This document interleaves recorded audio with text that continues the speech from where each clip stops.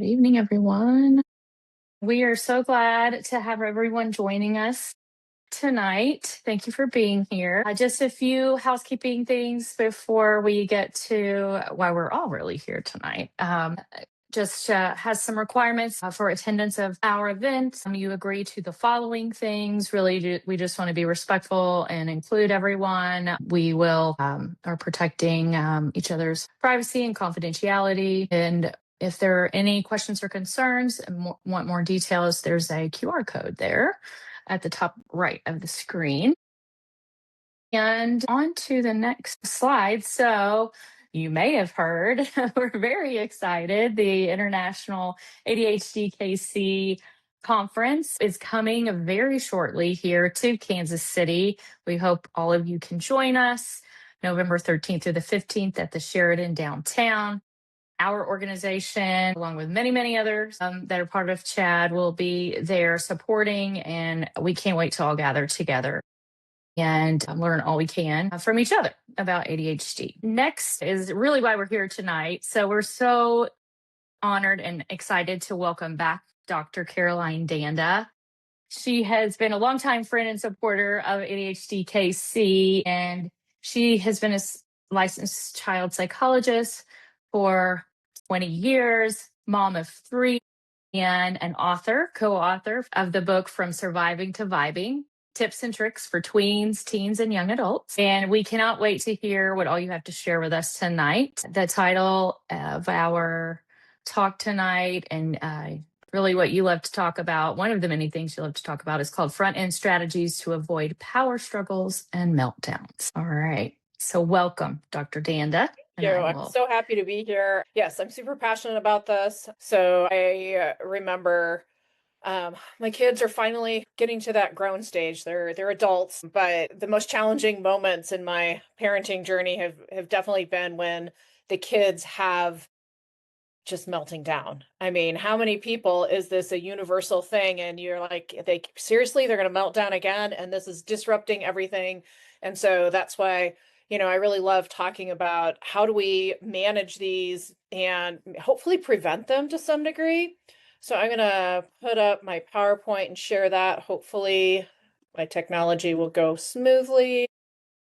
There we go. Share that. And I will put it on presentation mode. Okay. Everybody can see that? All right. Yes. And feel free, if you guys have any comments or questions, you can drop them in the chat along the way. I would love for this to be a little bit interactive, even though we're on video. So my goal every time I'm speaking is really helping to get the strategies and the foundations, out there, but also really think about, okay, well, how does this actually work in my family?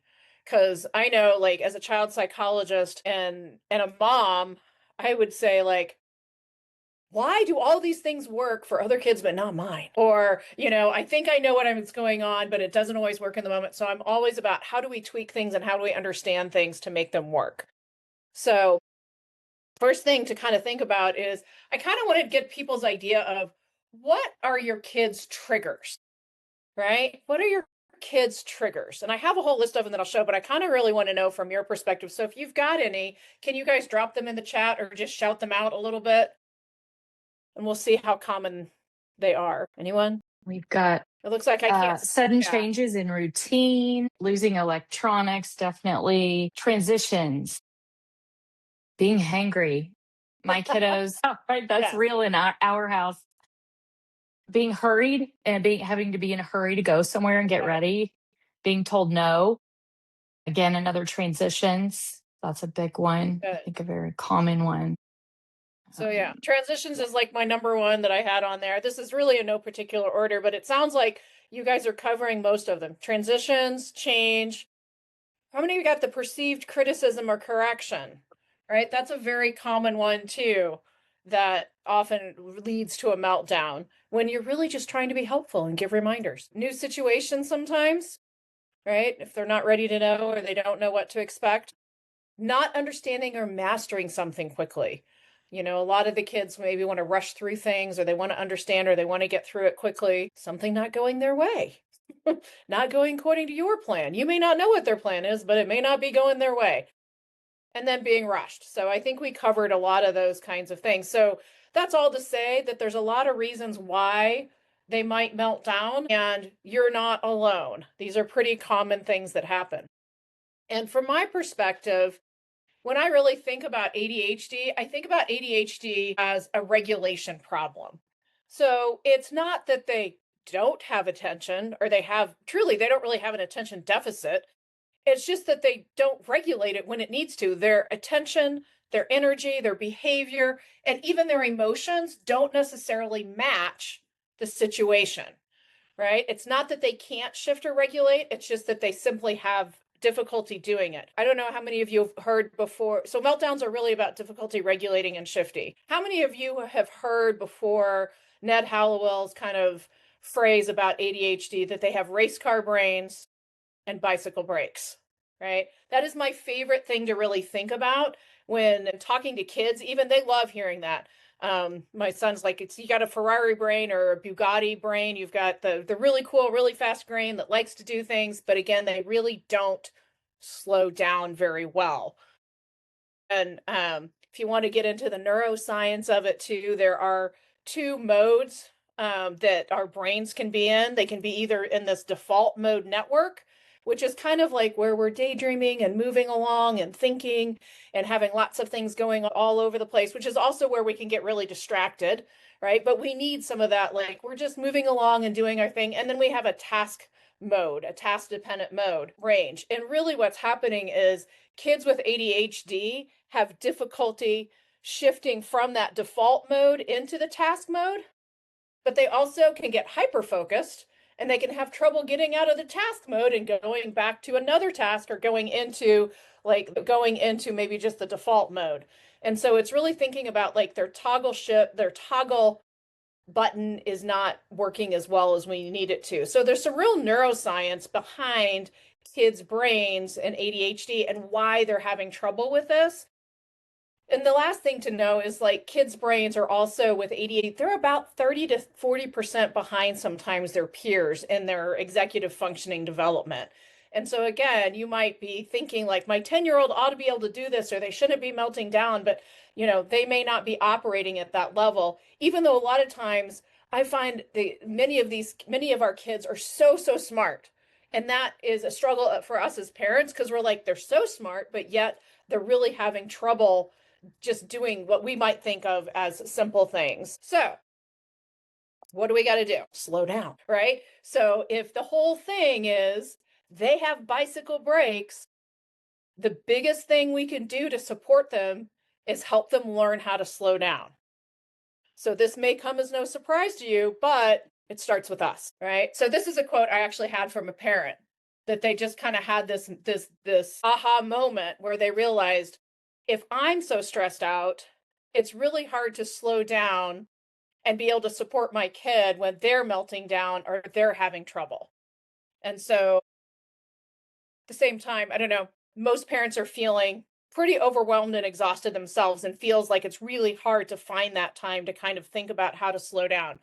And I have a whole nother workshop on how we do that, so I'm not going to get into that, but I feel like I'm neglecting one of the tools that we have to use if I don't say and remember that as a parent, we got to work on ourselves first. So I'll give you one little tidbit before I get into all the meaty strategies. And that is, we want them to co-regulate, which means they're either going to catch your distress or they're going to catch your calm. And that's why it's important that basically you give yourself permission to reset, to regroup, to reframe, and rethink. It doesn't feel like you have that, especially if they're starting to melt down, if you're in a rush. But the honest truth is, think about it. I know that in the mornings, I'm busy trying to get ready. And if I'm feeling really stressed, and then my kid is feeling stressed, and then I'm trying to get them to rush and do things, and then they start to melt down, that's going to take a lot of time, more time than I really want it to take. By taking the pause and slowing down just a little bit at the front end, you can prevent a lot of the time it might take on the back end if your child melts down or has a tantrum.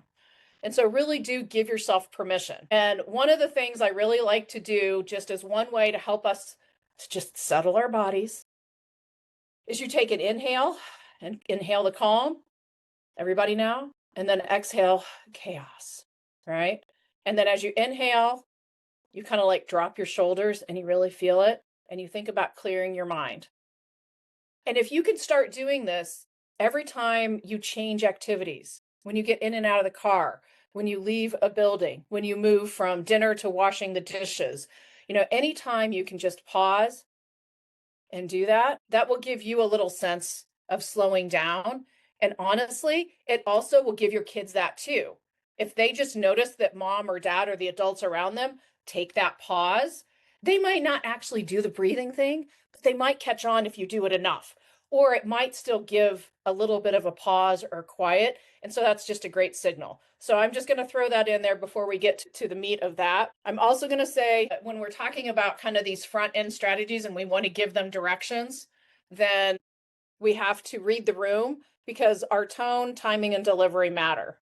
If we can pause for a minute to make sure, like I know I have to make sure my voice goes really loud really quickly, and that can be a trigger for my kids. So I have to slow it down a little bit. Sometimes I have to enunciate or go low and slow. So that means that I am communicating calm and not all of my distress or even of my excitement for that matter. So, and I'm always of the mind of, is what I'm about to do reactive, right? Which most of the time it is, but is it going to actually get me my goal? Is it going to help them move forward? Is it going to do that? So those are just some framing things to think about. So let's talk a little bit about, I forgot one thing about thinking about, well, I'll come back to that where we're talking about it. So kind of digging into one of the most important things for kids with ADHD, how many people feel like, I know I'm like sitting here talking, or I'm giving my kid an instruction, or I'm telling them something, and it's like in one ear, out the other. And you're like, oh, who am I talking to? The chickens? It just feels like sometimes they never quite get it. So, one of the very first things we've got to do whenever we are really thinking about how do we want to prevent meltdowns is we got to make sure we've got their attention, particularly for directions, right? If we need to give them directions, we need them to make sure that we have their attention. The best way to do that is called listen with your eyes. I think this comes from a social thinking thing, but essentially our ears hear the words, the sounds, and process them into words. And I explain this to the kids too. I explain this to them that we got to listen with our eyes. And so, but when our eyes are looking at us, then it means like tells our brain, maybe I should think about what actually is going on. And so that's really what we want to do. And we want to gain their attention before speaking. In order to do that, we're going to use their name. Say, Jay, go over and give them a light touch and pause. Actually, just wait for their eyes. And then once they have their eyes, then you start speaking.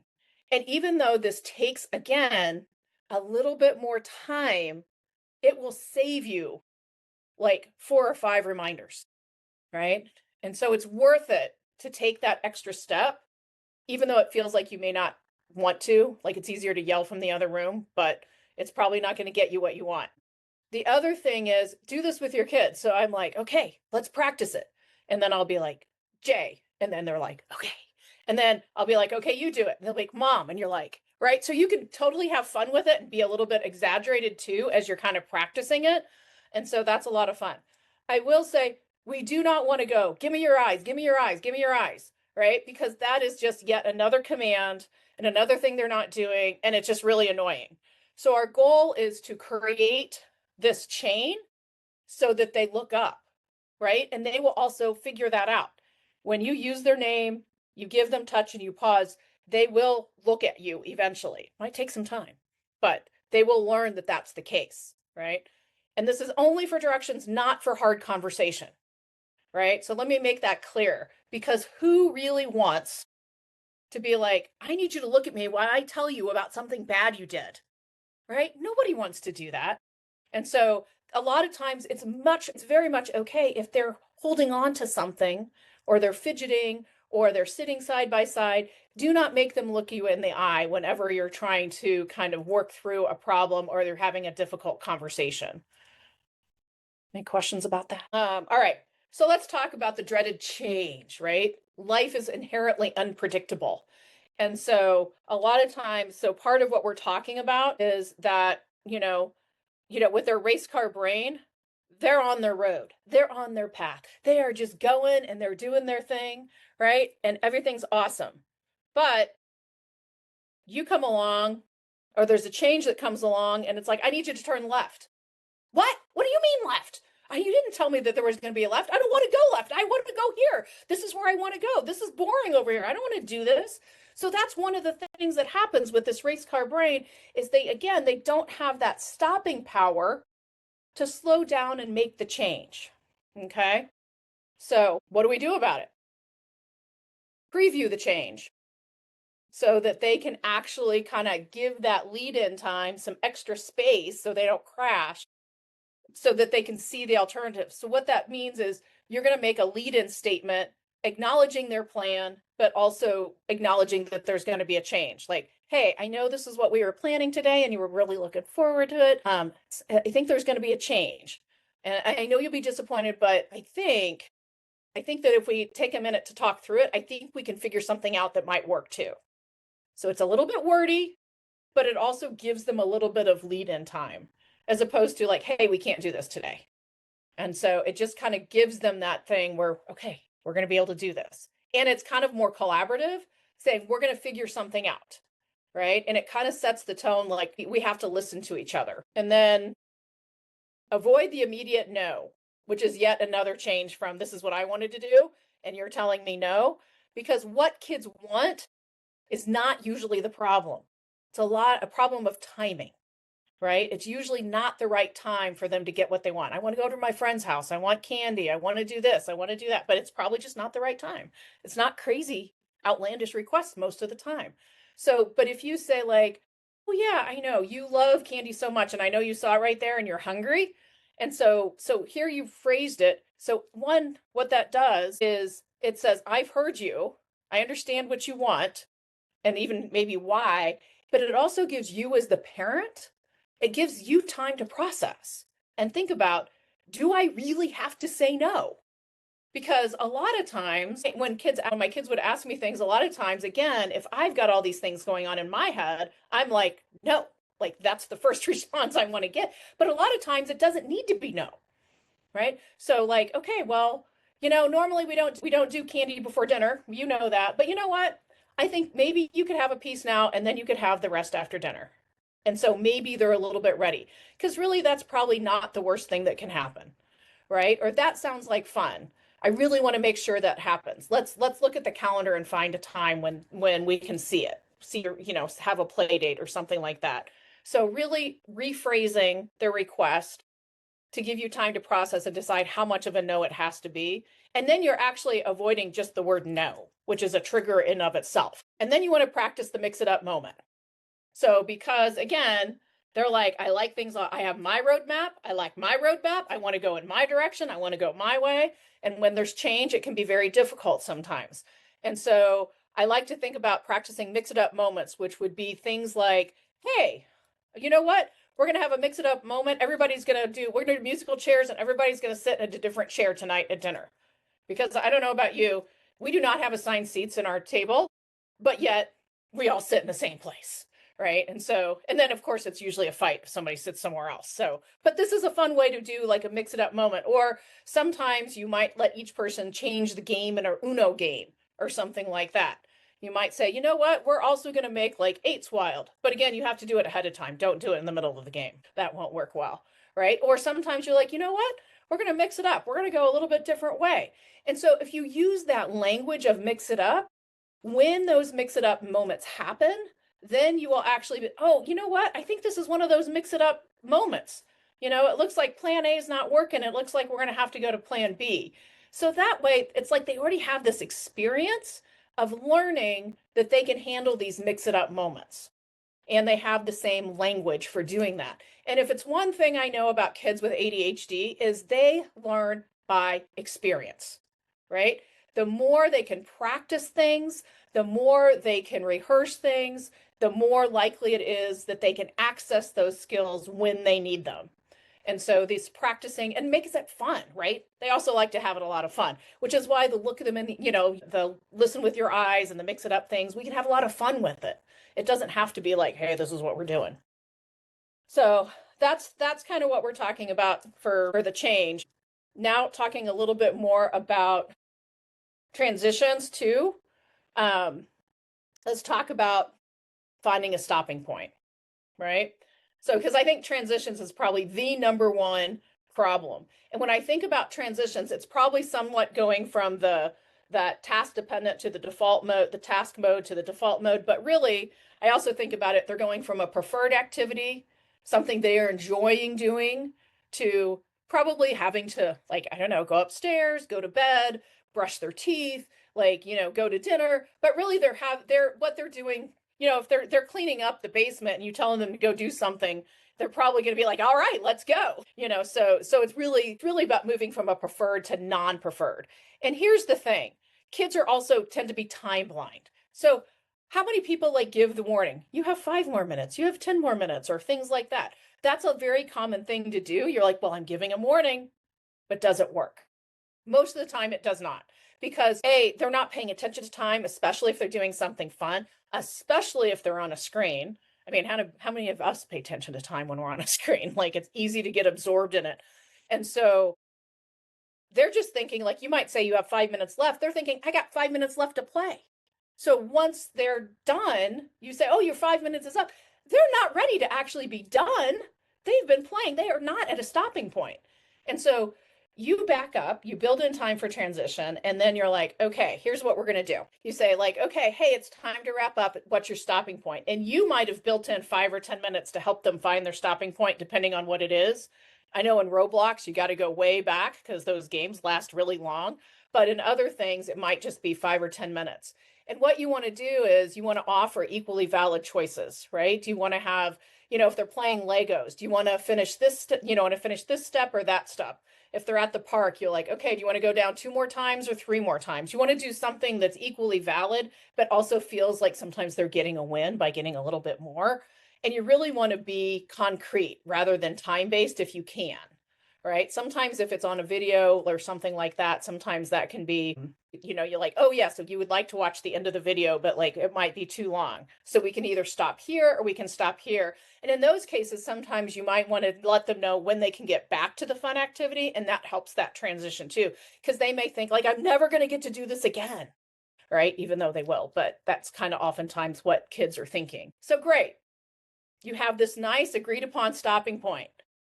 You're like, so don't they just stop? Well, no, because you're going to have to, I'm sorry to say, you're going to have to supervise the stopping point, right? It would be really nice if they were able to just stop once you agree upon it. But again, they're doing something they really enjoy, something that is engaging to them. And so it's going to be hard to stop even when they said they're going to stop. So if you've got a bowl of potato chips in front of you, right? How many of you are be like, I'm only going to eat one. I'm done after one, right? I don't know many people can do that, right? That's like, isn't Lay's potato chips, they're isn't there like slogan something about you can't eat just one? But like if what they're doing is in front of them, they're going to want to keep doing it. And so if you can supervise the stopping point and even kind of engage with them a little bit and talk to them and do, kind of just describing a little bit, not completely interrupting, but if you can join them, now you have a little bit of joint attention and you're getting their mind out of what they're doing and getting it back into oh, there's other people around me and I'm getting positive attention from my parent instead of like my parents just ordering me around kind of thing. And so that gives a nice little transition. I'm also going to tell you to save your directions for until after they've actually stopped, right? Because again, if we're going from a preferred to non-preferred activity, then that's kind of like if you were going to tell them, hey, I need you to stop eating Oreos so you can eat your Brussels sprouts, right? So that feels the same thing like, hey, I need you to stop building Legos so you can go brush your teeth. It's kind of about equivalent. So wait until after they stop. And that's part of that tone and timing and delivery kind of thing. And I will tell you at the end of my presentation, I have a handout that has all of these things listed out that you'll be able to access. And it's kind of written out a little bit more for you. So for any of you who are something like, there is a handout at the end that you'll be able to access. So, but I would say the stopping point is by far the thing. in my experience and my practice that has worked the best for a lot of the families that I work with. And my own, honestly. Sometimes I have to tell myself I need to find my stopping point. So then the other thing is kind of just keeping them moving so that we avoid a ton of reminders, because the reminders can often build up and then it's like annoying and things like that. And so one of the things we want to do to keep the tone pleasant and to keep them from feeling that they're always constantly being told what to do is we want to give them partial credit. Because again, what do we know about kids with ADHD? A lot of times it's really hard for them to stay focused on things that are boring, like getting ready in the morning or getting ready in the evening or doing homework or things like that. They struggle with task completion. So a lot of times they don't get all the way to 100%.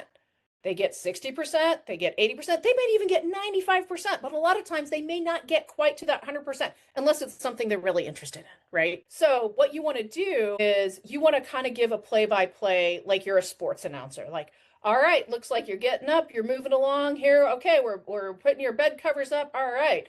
Excellent. All right, I got your shoes and your socks here, or you're just kind of giving a play-by-play of kind of what's going on. So that way that kind of keeps them moving and they hear the positives of what's going on and they can stay motivated. And so you can also be like, okay, you got your shirt on, you got your pants on. Looks like you're just missing your shoes and socks. I know you know what those are. You know there's a by the door and you'll go get those. So all of a sudden, there's no command in that. There's no reminders in that. And they're getting credit for what they've already done, right? Because otherwise, a lot of times they're just like, it's never good enough, right? I hear that a lot from the kids that I work with is they just feel kind of defeated and they feel like, oh, it's just never good enough. And then they just don't feel like doing anything. They're like, why should I listen? Like, she's always going to tell me something else. Like, there's always one more thing to do.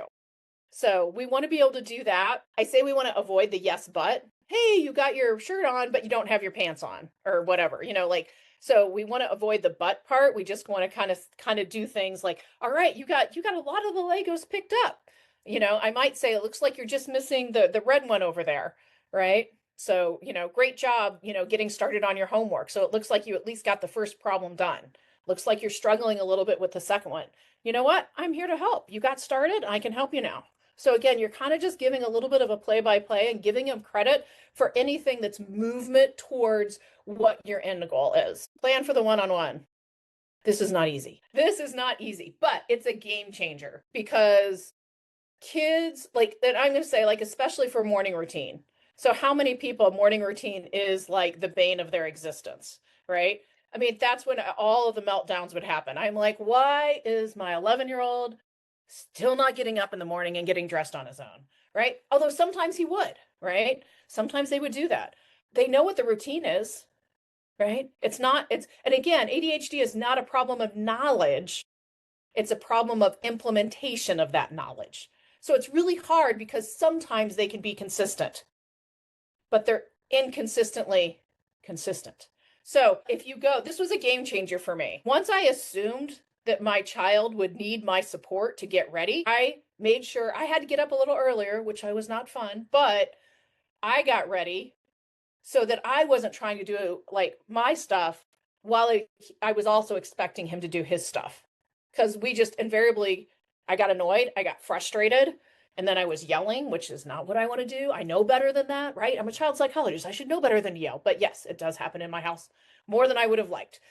But once I figured out, like, if I plan that time out, then if he doesn't need it, it's actually so awesome. But if he does need it, it's fine because we're not rushed and he's not rushed, right?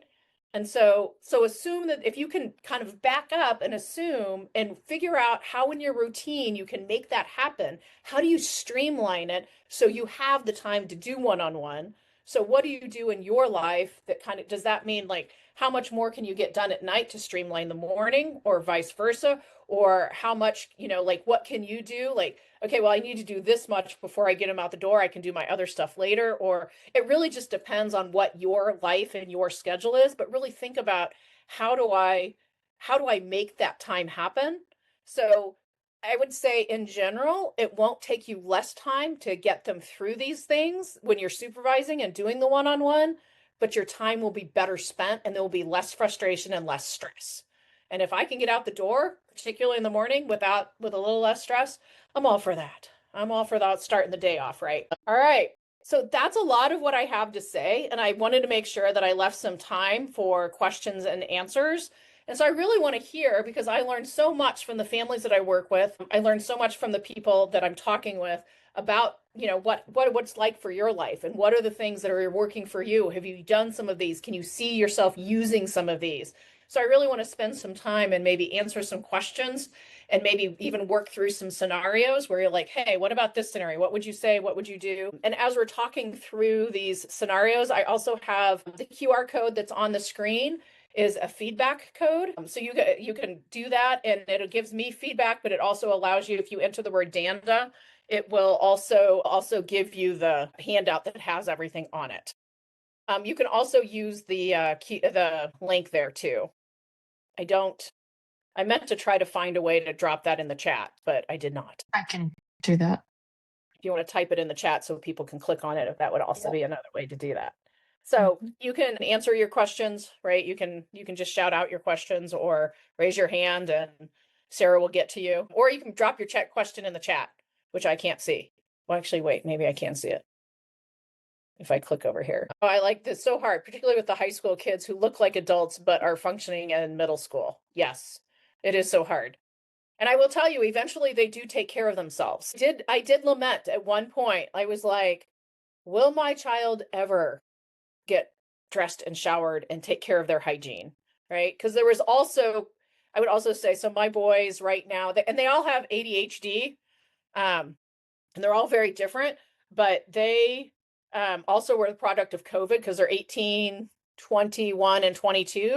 So they were also had the COVID hygiene, but eventually they did figure it out and they are all dressed on their own. They don't always do things the way that I want them to, but they are doing their own laundry. Again, not the way I would, and they're not necessarily folding it, but I'm like, I have to give that to them. So I've taught them the things and tried to give them the systems, but they're all actually functioning pretty much on their own. So eventually they get there, but it's not easy. And let's see, looks like we've got some other ones. Let's see. Curious what they do once they have already reached the meltdown stage. That's a different talk. That's a different workshop. That's the back end strategy. But that's a great question. So coming home from school, dysregulated, overwhelmed, yelling, struggling. Well, first of all, if that's a pattern, right? And that's a very common pattern, right? They've been at school all day. A lot of times they do a really good job of trying to hold it together because they have the social norms to do so. And so then they come home and they're already kind of worked out. So that's where you're kind of having to think about, well, what can we do? Like, what is a more regulating strategy? So building in time for them to down regulate, whether, again, if you could, nature, jumping on, like, I know trampolines are not always like the favorite of doctors, but they can be really getting some energy out on a trampoline, running around, just doing something, getting on a swing, going for a walk, taking a dog for a walk, listening to music. I don't know. What do other people do? What is helpful for their kids when they come home from school? A lot of times it's not doing their homework. Is not the first thing they want to do. They need that break, but also not necessarily. Sometimes it is a screen, but that varies with family to family. Some kids can get on the screen and that's it. They're just not, it's going to be a fight to get them off and it's just not worth it. And so sometimes like that's not it. There are some kids who can like do like a game or watch a video on a screen and be done. So that's where I'm also like, you really have to tailor it to what your kid is reacting to, right? So I don't like to do hard absolutes in terms of things like screens and other things, because again, you have to take into account each individual family and kiddo. So what are some things other people, crafts? Ooh, that's good. So crafts, maybe Lego building. Just Feel free to honestly put stuff in, and you all can unmute yourselves if you wanted to. I have it set to that, or just put it in the chat and we're happy to read it out too if you have other things you do that work for your kiddos. I feel like typically it was like get outside if I can. Like that was probably my go-to, is trying to get the kids to be outside. Or, again, so if you're working and either, if they have a sitter or something like that, sometimes I would not Well, first of all, my kids were not super responsive to homework, so I would not force the sitter to try to do it because it usually did not end up well. And so that was a time sometimes where the sitter would be with them to, like be able to play games or do something fun, which is a good transition time. So again, depending on what works for your family, what do you need to do to kind of like regulate or do things? Sometimes it's what music you play in the car or a podcast in the car. And some kids are like, I just need to go blah, blah, blah, blah, blah, right? Some kids are like, I just need to vomit it all out. And the thing as a parent is you can listen to all that, but you don't have to solve it. It doesn't always mean if they're coming out and they're like, oh my gosh, this happened and that happened, and blah, blah, blah, blah, blah, blah, blah, blah. It doesn't always mean that they really want your input. And so that's where you're also kind of reading the room. They may not want you to have a lot of questions. So you kind of cue in and be like, wow, that sounds really interesting. Using a lot of observations helps to kind of keep things going, to do that. And then some kids are like, I also just need like to zone out for a little bit. So they really do need to kind of go and find their quiet place. So it's really thinking about what your kid needs to kind of down regulate a little bit. Hopefully that answered the question. Some other things that have, oh, yeah, there's another question. Yeah. I was reading puzzles or Legos. Those Yep. can be good, just depending on the kiddo, but those Yeah. can be kind of regulating or calming, even solo activities if they just need some. All right. I have a quick question. Can you hear me? Yes. Yes. I'm sorry. I don't know why my video is not working. You may have talked about this. I had to step out of the room for a moment, but do you have any suggestions for impulsivity? Depending on, give me some examples. I think one of the main problems that we have right now is extreme love for his and need to touch his 2-year-old brother and 5-year-old sister constantly. Okay. And it's creating problems. So And a it's like couple of a things. need, like I could see it. I could see like him jumping out of his skin because he just cannot control. He has He to just touch needs them. it, right? So I think of that a little bit as like part of, again, a sensory need, like he's needing kind of touch. And Yeah. so some of it is like, are there other ways that he can get some of that touch? I mean, some of it is like, can you, part of it is helping, like giving him more, like he sounds like he needs more than the average bear of hugs, perhaps. So some of it is, are you able to give that to him? Oh, does he have something he can like maybe go, I can, wrapping him up, like wrapping in a burrito, like where he's rolling or doing something very physical or something that kind of is like, gives him that touch kind of thing. And that's been our problem because we have known since he's been 18 months old that this was a trajectory we were on. Yeah. And at 3 years old, I mean, just to give you a little side note, at 3 years old, the heavy input, like there isn't enough heavy input for him. And that's been our issue. At 3 years old, he's lifting pavers and helping us remove a sidewalk. So he needs it. How old is he now? Going to be 9. He's going to be 9. Like, I feel like he needs his own set of weights downstairs, right? Where he's like, but I mean, that could be something that he might really like. He might really like getting into like weightlifting, because there are kids, like even for age 9, I've seen people that do like weightlifting as a competition or something like that. He might end up being really good, or like even like, I think there's even CrossFit kinds of things that they could do.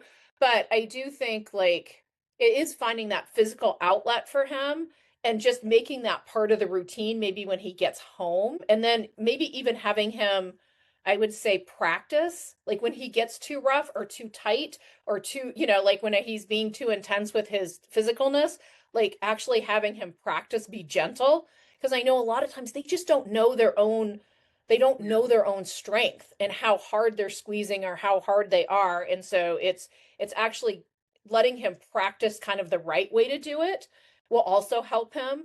And then maybe even giving a cue as to what, like if there's a cue, just if you say a cue and you just let him know, again, like it's really, we love, you love your brother and sister or whatever. And you're like, but also sometimes, like you hug so hard and, they don't like to be hugged quite so hard. So we're going to come up with a signal or a word. And if we say that, that just means we're going to practice backing off. And I would do it the same thing, like the mix it up moment, like just practice it and kind of make it a little bit of a game kind of thing. They do have like, I don't know if you've had those like those weighted stuffies, like those, some kids like those, where again, it just kind of gives a little bit more feedback. Something else I was going to say, but now I can't remember about it. But those are the things that come to mind to help with some of that impulsiveness. Oh, there's a book called Personal Space Camp by Julia Cook, which is a fun little book about kind of like space camp and kind of like understanding people's boundaries kind of thing. There's another one I just read too. I'm trying to think of what it was. Let me look it up on my Kindle because I think it was on Kindle Unlimited. If anybody's got, did anybody have Kindle Unlimited?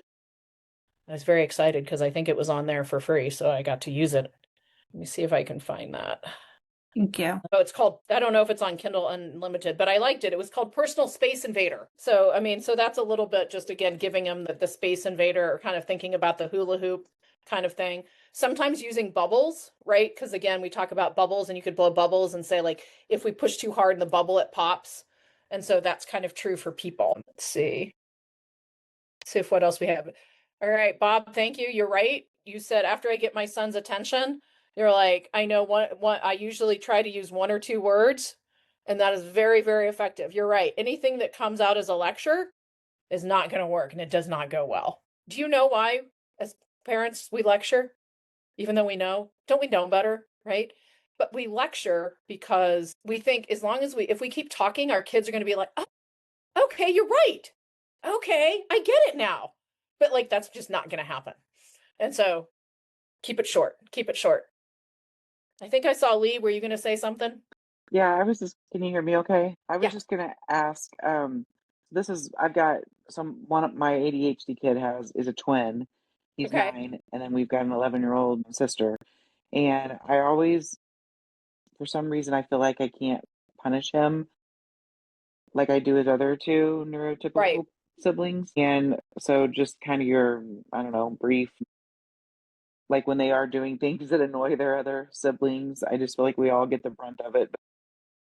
I mean, do we hold them to the same accountability as their neurotypical siblings when it comes to punishment? I mean, I think it depends on what it is, right? Like, so when it comes to like hitting and things like that, I mean, I think that there are some non-negotiables that everybody is held to. For the other things, I mean, it's, to some degree, it's like, okay, well, your 11-year-old does more things maybe than your 9-year-old does. And so they're not held to the same standard either. And so I think you do kind of try to match the standard to what their ability is. You don't over accommodate, right? You still want to push them to meet you want to have high expectations, but also meet them where they're at. And so I kind of think about scaffolding. And so I'm always about like, if they're having trouble with this, okay, well, what's missing? So what is it? What kind of consequence can help them learn or practice what it is that's missing? And then, so just taking something away is not always what floats a kid with ADHD, right? That doesn't always make a big difference to them. And so I'm always trying to think of the thing that's going to help them learn how to do the thing that they're having trouble with. And sometimes, siblings are always annoying, right? Happens a little bit more when there's ADHD, maybe. I don't know. There's just always a lot of sibling stuff. So a lot of times, one of the things I do with handling sibling stuff is if kids are fighting, I'm just like, hey, you know what? You guys are not getting along. Everybody's taking a break. And I try to avoid the whole he did this, she did this, blah blah blah. I try to avoid all of that, and I'm just, everybody's just taking a break. You guys aren't getting along. And so pretty soon they learn they're either going to have to figure out how to get along or they have to take a break kind of thing. Or I say like, hey, you guys can't figure out how to do this. Okay, the toy's going in timeout. A lot of things too that we struggle with is like early mornings where he'll wake up and he likes to make noises, or he'll wake the other two up before they're ready. And I mean, we are in a small house, but it's like I just cannot get through to him that just because you're awake doesn't mean everybody wants to be awake. And it's Right. almost like, and he just doesn't care. Like he just like, I don't care that everybody else is sleeping. And so I don't know. He's probably just, I mean, he's revved up. He's awake and he's got his pedal to the metal, right? And so he's not able to like, so I think either it's a small house, so I don't know if you can direct him to do something else. If this is a time when you happen to be up, maybe this is your one-on-one time with him. Maybe you give him some cuddles, right? Yeah. So maybe that's something you can do. So maybe you can redirect the energy in a more positive direction. Or maybe he does get ready before everybody else, and then maybe he's not so annoying, or maybe he gets to go do, if he gets ready before everybody else, then maybe he gets to do a fun activity while they're doing something else. Yeah. Right? And audiobooks are great. We do a lot of audiobooks. Yeah. Yeah. So maybe redirecting, working with his energy rather than just telling him to stop, which you just said is not effective. Yeah. I just had a little comment on that with my son, how I wanted mornings to look like, because he would get up and not everybody else would have good morning because he'd be up first. We practiced at night what I want the morning to look like. And then I would reward that behavior. Okay, if you're quiet, so get him done first and then go into the other kids. But we would practice that until it's like I wanted it to look like. He didn't put his shoes on. Like there's 3 things he has to have done, and then he can do what he wants. And once he gets those done, then he knows he can get his reward. Yeah. I love that, Jackie, because that's that practice, right? You're not just telling him what to do over and over, but you're actually setting the expectation and then having him be able to practice that expectation. Building the habit, building the muscle. It took months, but it's well worth it because my mornings are awesome. So, yeah. We actually started doing a checklist this year. I laminated it and it has very specific instructions on detailed on what to do. And they both actually thoroughly enjoy my little one, my middle one and my older one, checking off the list and then being able to have that free time at the end before school. Yeah, having the visual helps. It doesn't solve everything, but having a visual does help. Even if part of the habit is you going, okay, well, you've got your pants on. Okay, it looks like the next thing you do is put your shirt on, and you're like directing them to the list, right? So that's part of the training, is sometimes getting them to kind of just reference the list so they know what all the things are. But a lot of kids really do like that, because then they feel like, I know what I'm doing, and I feel like they do want to be independent to some degree. Some of them couldn't care less at times, but some of them really do appreciate that list and the visual, and you can kind of, again, build the habit and really think about breaking it down one step at a time. So I think that's the other thing the trap that I find parents fall into, me included, is I want to figure it all out at once. I need it all to be solved, right? I want to fix it all. And so really slow down and break it down, and think about what's one part of the habit that we can work on consistently, and then add to it, and make it easy for them to do those habits. So it's a lot like, if anybody's read James Clear's Atomic Habits. Has anybody read that? It's a fantastic book, but it's really all about how to create good habits and healthy habits and make it easy for those habits to kind of stick. But it's really thinking about streamlining and making it easy to do the things that they need to do. So if your kid has trouble making choices, it's fine for you to go ahead and make those choices, to limit those choices. Sometimes I feel like kids have too many choices. I think we took the whole, like, kids should have choices, and then we kind of ran with it. And then sometimes they think they get a choice every single time. And so I think, or sometimes it's like, I have too many choices. And so we have to narrow it down, and it's easier if we just kind of let them know this is what's happening. It's not necessarily like being a dictator about it, but it is kind of just like, hey, here's the plan. Any other questions? Anyone else? Well, I do hope that everybody is excited about the ADHD conference coming to Kansas City. It is the International ADHD Conference coming to, yes, Kansas City, the center of the United States, where everything should come. So I really hope it's there's so many great people and great events, and it's just great networking and getting to know people. There are opportunities to volunteer. So if you go to the website, you can also volunteer, and I think you can get a discount on registration depending on how much you volunteer. So I might put a plug in to do that. So yes, please check out the ADHD conference. I think that Sarah just popped that into the chat so that we can volunteer and register. Somebody did. Jeremy did. Thank you. Jeremy did. So so yes, I couldn't be more excited about the conference, and you guys are all here probably, so you already know how awesome ADHD KC is, but I'm always learning and thinking and understanding new things. It's got to be one of the best run, like, CHAD support groups, like, in the nation. So I think we're so fortunate to have such a dedicated, kind of putting a lot of different support groups, not only for kids, but for also adults and teens. So shout out to y'all, and I'm just so excited, able to be part of it. Yes. It's a fantastic organization that I've just recently started volunteering for, and encourage anyone to get involved. Come to more of the events. There's so many resources that HDKC offers, and most people don't know it's all free, right? So, Yeah.